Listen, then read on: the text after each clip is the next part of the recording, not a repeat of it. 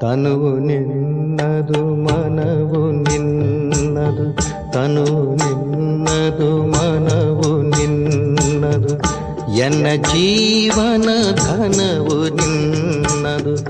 ನಾನು ನಿನ್ನವನೆಂಬ ಹೆಮ್ಮೆಯ ಋಣವು ಮಾತ್ರವೇ ನನ್ನದು. ತನು ನಿನ್ನದು ಮನವು ನಿನ್ನದು.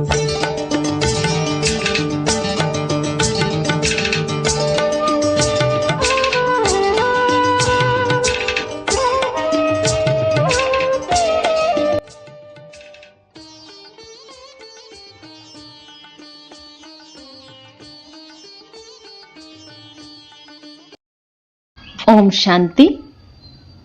ದಿನಾಂಕ 21/7/2026 ಪ್ರಾತಃ ಮುರಳಿ. ಬಾಪ್ದಾದ ಮಧುಬನ. ಮಧುರ ಮಕ್ಕಳೇ, ಇಲ್ಲಿಯವರೆಗೆ ನೀವು ಹೇಳಿಕೆ ಕೇಳಿಕೆಯ ಮಾತುಗಳಂತೆಯೇ ನಡೆಯುತ್ತಾ ಬಂದಿದ್ದೀರಿ. ತಂದೆ ಈಗ ಡೈರೆಕ್ಟ್ ಜ್ಞಾನ ತಿಳಿಸಿ ತಮ್ಮ ಸಮಾನ ಜ್ಞಾನಪೂರ್ಣರನ್ನಾಗಿ ಮಾಡ್ತಾರೆ. ಶಿವ ಭಗವಾನು ವಾಚ: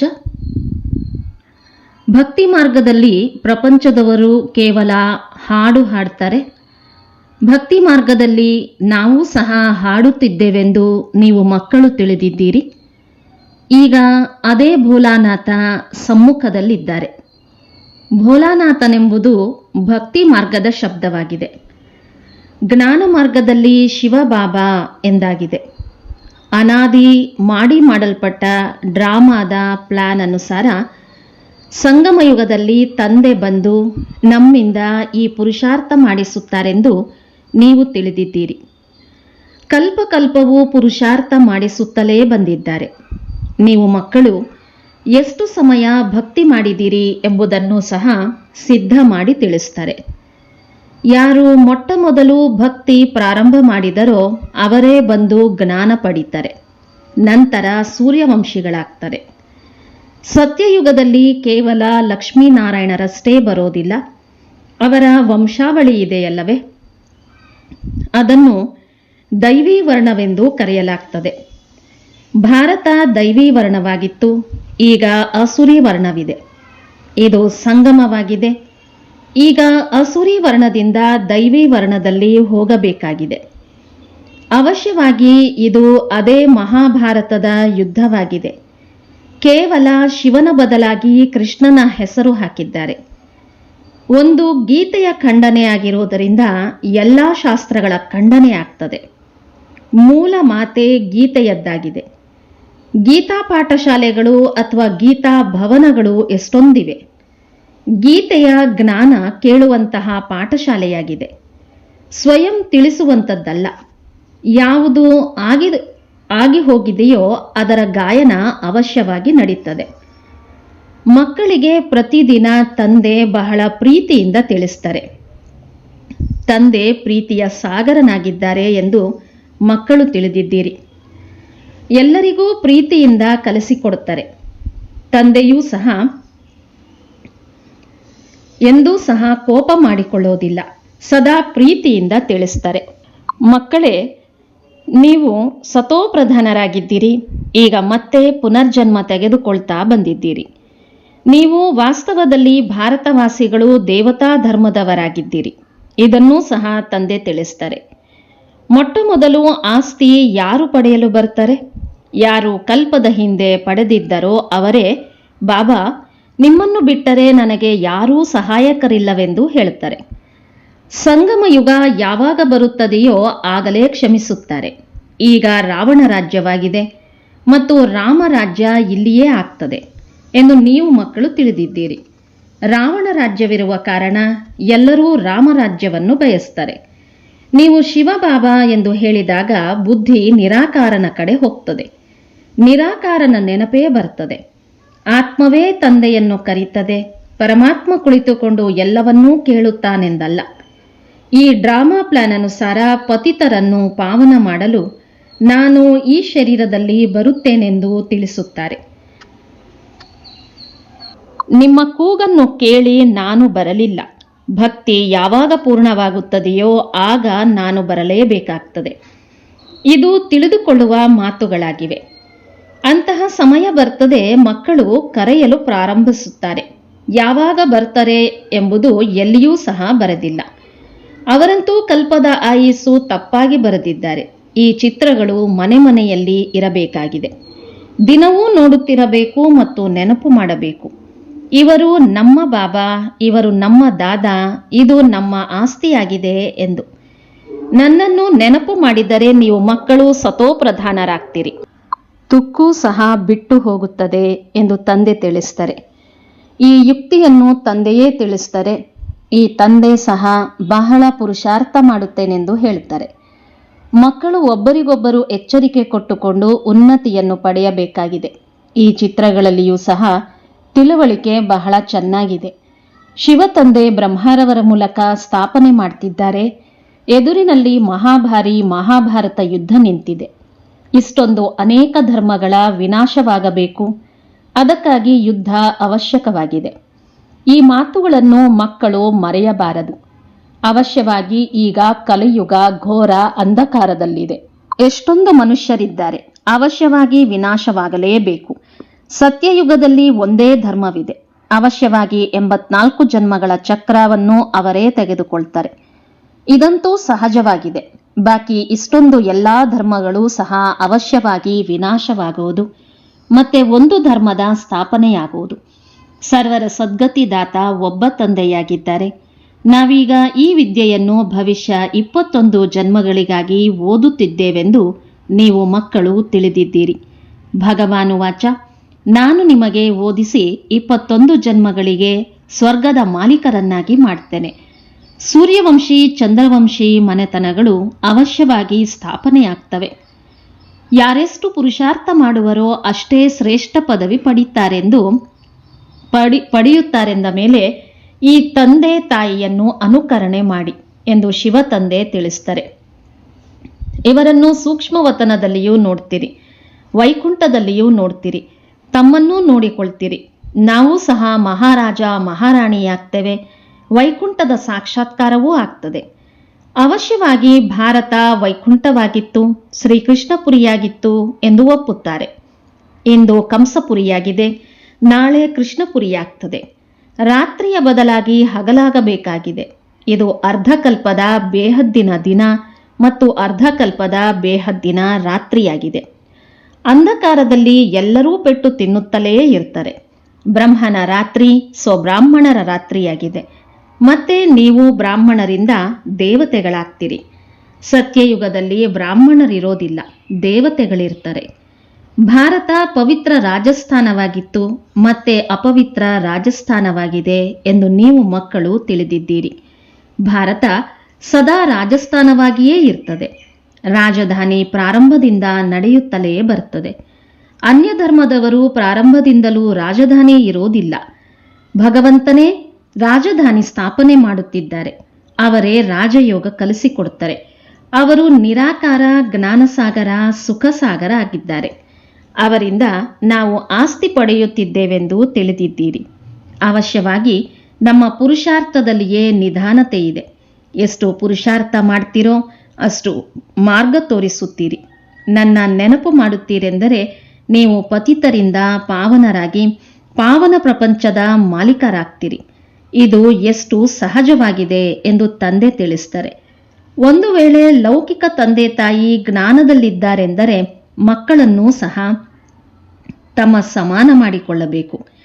ತಾಯಿ ತಂದೆ ಸತ್ಯವಾದ ಸಂಪಾದನೆ ಮಾಡುತ್ತಾರೆಂದ ಮೇಲೆ ಸತ್ಯವಾದ ಸಂಪಾದನೆ ಮಾಡಿಸಬೇಕಲ್ಲವೇ? ಕೆಲವು ಮಕ್ಕಳು ಬಹಳ ಒಳ್ಳೆಯವರಿರುತ್ತಾರೆ. ನಾವು ಈ ಆತ್ಮಿಕ ವಿದ್ಯೆಯನ್ನು ಓದಿ ಮನೆ ಮನೆಗೆ ಸಂದೇಶ ಕೊಡುತ್ತೇವೆಂದು ಹೇಳ್ತಾರೆ. ತಂದೆಯೂ ಸಹ ತಿಳಿಸ್ತಾರೆ, ನಾನು ಪೈಗಂಬರ್ ಮತ್ತು ಮೆಸೆಂಜರ್ ಆಗಿದ್ದೇನೆ. ನಿಮಗೂ ಸಹ ಸಂದೇಶ ಕೊಡುತ್ತೇನೆ. ಹಿಂತಿರುಗಿ ಮನೆಗೆ ಹೋಗಬೇಕಾಗಿದೆ ಎಂದು. ಅನ್ಯ ಧರ್ಮಸ್ಥಾಪಕರು ಕೇವಲ ಬಂದು ತಮ್ಮ ತಮ್ಮ ಧರ್ಮ ಸ್ಥಾಪನೆ ಮಾಡ್ತಾರೆ. ಹಿಂತಿರುಗಿ ಹೋಗಬೇಕೆನ್ನುವ ಸಂದೇಶ ಎಲ್ಲರಿಗೂ ನಾನು ಕೊಡ್ತೇನೆ. ಈ ಪ್ರಪಂಚ ನೀವಿರಲು ಯೋಗ್ಯವಿಲ್ಲ. ನನ್ನ ನೆನಪು ಮಾಡಿದರೆ ಪಾವನರಾಗ್ತೀರಿ. ನೀವು ಪಾವನರಾಗಿದ್ದೀರಿ. ನಂತರ ರಾವಣ ಪತಿತರನ್ನಾಗಿ ಮಾಡಿದ. ಪುನಃ ನಾನು ಪಾವನರನ್ನಾಗಿ ಮಾಡಲು ಬಂದಿದ್ದೇನೆ. ಸ್ವಲ್ಪ ಸಮಯದ ನಂತರ ಬಾಂಬುಗಳು ಬೀಳುತ್ತವೆ ಎಂದರೆ ಅದೇ ಮಹಾಭಾರತ ಯುದ್ಧವಾಗಿದೆ ಎಂದು ತಿಳಿಯುತ್ತಾರೆ. ಅವಶ್ಯವಾಗಿ ಭಗವಂತನಿದ್ದಾನೆಂದು ತಿಳಿಯುತ್ತಾರೆ. ಆದರೆ ಗೀತೆಯ ಭಗವಂತ ಕೃಷ್ಣನೆಂದು ತಿಳಿದಿದ್ದಾರೆ.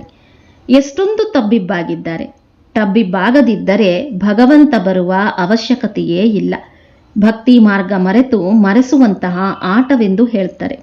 ನನ್ನ ನೆನಪು ಮಾಡಿದರೆ ಎಲ್ಲ ತಪ್ಪುಗಳು ಭಸ್ಮವಾಗ್ತವೆ ಎಂದು ತಂದೆ ತಿಳಿಸ್ತಾರೆ. ಮೊದಲು ನೀವು ನಿಮ್ಮನ್ನು ದೇಹವೆಂದು ತಿಳಿದಿದ್ದೀರಿ. ಈಗ ತಮ್ಮನ್ನು ದೇಹಿ ಎಂದು ತಿಳಿತೀರಿ. ಈ ಎಚ್ಚರಿಕೆಯನ್ನು ತಂದೆಯೇ ಕೊಡ್ತಾರೆ. ಮಕ್ಕಳೇ, ದೇಹಿ ಅಭಿಮಾನಿಗಳಾಗಿ ಇಲ್ಲಿ ನೀವು ತಂದೆಯ ಸಮ್ಮುಖದಲ್ಲಿ ಕುಳಿತಿದ್ದೀರಲ್ಲವೇ? ಅಲ್ಲಿ ಸೇವಾ ಕೇಂದ್ರದಲ್ಲಿ ಮಕ್ಕಳು ಕುಳಿತು ಶಿವತಂದೆ ಹೀಗೆ ತಿಳಿಸುತ್ತಾರೆಂದು ಹೇಳ್ತಾರೆ. ಇಲ್ಲಂತೂ ನಾನು ಕುಳಿತು ಡೈರೆಕ್ಟ್ ಆತ್ಮಗಳೊಂದಿಗೆ ಮಾತನಾಡ್ತೇನೆ. ತಂದೆ ಇವರ ಮೂಲಕ ನಮಗೆ ತಿಳಿಸುತ್ತಿದ್ದಾರೆಂದು ನೀವು ಮಕ್ಕಳು ತಿಳಿದಿದ್ದೀರಿ. ಇದಂತೂ ಬಹಳ ದೊಡ್ಡ ಮೇಳ ಆಗಿದೆ. ತಂದೆ ತಿಳಿಸ್ತಾರೆ, ನಿರಂತರವಾಗಿ ನನ್ನ ನೆನಪು ಮಾಡಿ. ತಂದೆಯಿಂದ ನಾವು ಸ್ವರ್ಗದ ಆಸ್ತಿ ಪಡೆಯಬೇಕಾಗಿದೆ. ತಂದೆ ಮತ್ತು ಸ್ವರ್ಗವನ್ನು ನೆನಪು ಮಾಡಬೇಕು. ಯಾವುದೇ ತಪ್ಪು ಮಾಡಬಾರದು. ಒಂದು ವೇಳೆ ವಿಕರ್ಮ ಮಾಡಿದರೆ 100 ಪಟ್ಟು ಆಗ್ತದೆ. ವಿಕರ್ಮ ಮಾಡಿಸುವುದು ಮಾಯೆಯಾಗಿದೆ. ಅದರ ಮೇಲೆ ವಿಜಯ ಗಳಿಸಬೇಕು. ಆದ್ದರಿಂದ ಹನುಮಂತ ಮಹಾವೀರನ ಕಥೆ ಇದೆ. ನೀವು ಹನುಮಂತ ಮಹಾವೀರರಾಗಿದ್ದೀರಿ.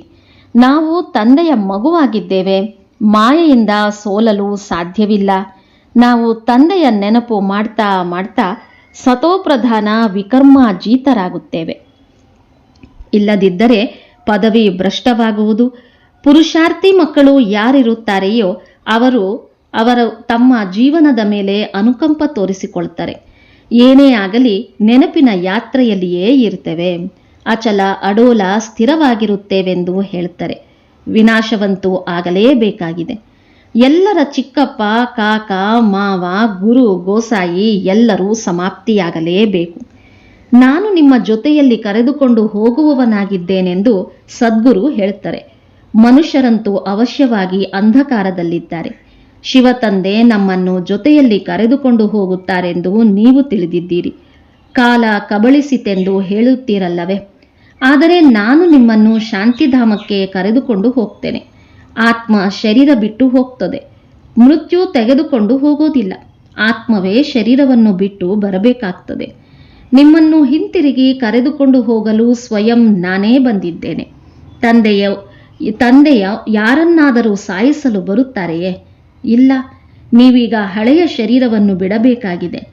ಆತ್ಮ ತಮೋಪ್ರಧಾನದಿಂದ ಸತೋಪ್ರಧಾನವಾಗಬೇಕಾಗಿದೆ. ಈ ಪಂಚತತ್ವಗಳು ತಮೋಪ್ರಧಾನವಾಗಿವೆ. ಆದ್ದರಿಂದಲೇ ಶರೀರವೂ ಸಹ ಹಾಗೆಯೇ ಇದೆ. ಅಲ್ಲಿ ಸತೋಪ್ರಧಾನ ತತ್ವಗಳಿರೋದರಿಂದ ನಿಮ್ಮ ಶರೀರವೂ ಸಹ ಸುಂದರವಾಗಿರ್ತದೆ. ನಾನು ಮತ್ತೆ ಸತ್ಯಯುಗದ ಆದಿ ಸನಾತನ ದೇವಿ ದೇವತಾ ಧರ್ಮವನ್ನು ಸ್ಥಾಪನೆ ಮಾಡ್ತೇನೆ. ನೀವೇ 84 ಜನ್ಮಗಳನ್ನು ಭೋಗಿಸುತ್ತೀರಿ. ನೀವು ನಿಮ್ಮ ಧರ್ಮವನ್ನು ಮರೆತಿದ್ದೀರಿ. ಮತ್ಯಾರೂ ಸಹ ತಮ್ಮ ಧರ್ಮವನ್ನು ಮರೆತಿಲ್ಲ.